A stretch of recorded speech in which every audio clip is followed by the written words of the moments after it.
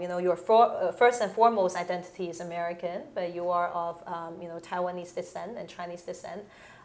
Do you think that through your political career, your Chinese American background has helped or hindered you along the way? I don't know that it's done either. I think particularly in Republican Party politics in the U.S., it's a very merit-driven system, and so I tend to think that actually, people haven't seen me as Chinese or Asian. They sort of seen me as someone who, if anything, they affiliate me more with Harvard or with schools I've been to or been a part of than anything else. I think that it hasn't been a positive or a negative. I think it's just been one of those things where people on the outside will talk about it, and people, obviously in the Asian American community will note it.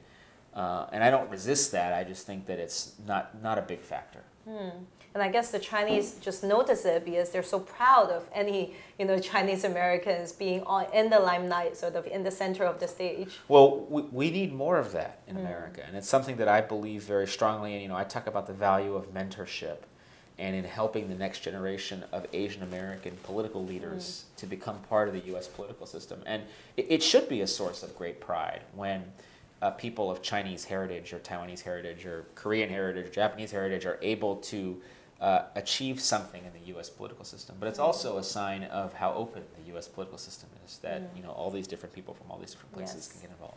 Yes. But I guess as Chinese American, then you see in the U.S. that people are quite divided among the party lines, and people are quite divided among themselves.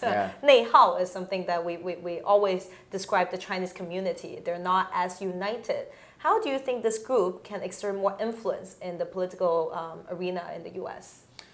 Well, part of it is some issues are going to be more important to the Chinese American and Asian American community in the U.S. than others.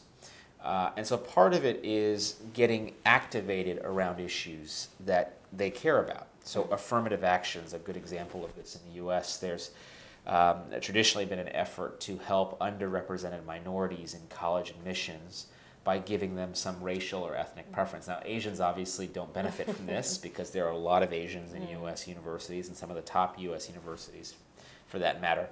And so I think that when there was an effort recently in California to reinstate affirmative action, a number of Chinese Americans got very upset by this. And so they got very active in the political process. So I think part of it is they have to identify issues that they care about. But the other part of it is seeing other Chinese Americans or seeing other Asian Americans involved in politics gets them motivated to get involved. Yeah, at least there's some hope, right? I think so. If you work hard, that you can get there eventually. Yeah, I mean, there's a belief in the value of a merit-based system, which is what we have in the U.S., and it's nice to actually see that be the case sometimes, and not just talk, but actually, if you work hard and you play by the rules, you can actually get something accomplished. And just like you too, you're from just a regular family, second generation immigrants, and through merits. Now you've already, are one of the most successful Chinese Americans in the U.S. politics. Well, I appreciate that, and it is a testament to the U.S. system, but it also means that people can replicate the same thing. They can work hard and set up networks for themselves and really emphasize how they want to be involved in politics, and they can do great things in the U.S. You're only 36 now. What's next for you? Well, I would love to serve in a senior capacity in a Republican administration, if there's one, hopefully soon. And I've also started to think a little bit about potentially turning my career toward elective politics in the U.S., which can be complicated, requires a lot of deliberation and thought, but it's something that I'm starting to think a little more about. I live in California. It's a state that I think has a lot of problems. And so it's something that I'm very motivated by to try and fix some of those things. What traits do you think have helped get you to where you are today? I think, as I mentioned earlier with my parents, I think persistence is really important. And I think it's important to place an emphasis on establishing a goal and really working toward getting there and not taking no for an answer. I think too many times, and this is not just the case with Chinese Americans or people of Asian descent, but generally people, they sort of, when roadblocks come up or things that prevent them from making progress, they sort of shrink back when really the reality is they have to kind of press on and work even harder. And I think that that's an important value if one wants to get anywhere in life. Yeah.